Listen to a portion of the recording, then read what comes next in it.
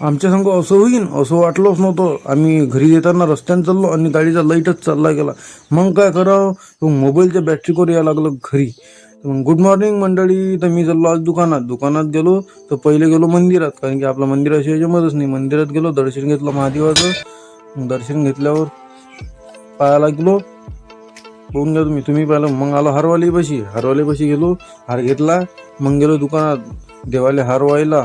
मग तेच नाही होत, भाऊचा फोन आला. आलो कारखान्यात आल्यावर काय ते इथं पाहिले हे दरवाजे कसे आहेत. मग दरवाजे झाल्यावर मग आलो मी इकडे बॅनर छापाले म्हणून कायच होतं पाहतो म्हणलं.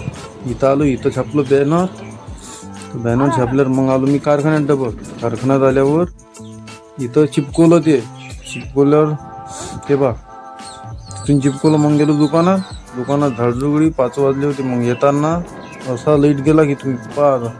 लाईट गेला तर मोबाईलचा दिसून राहिला पाणी.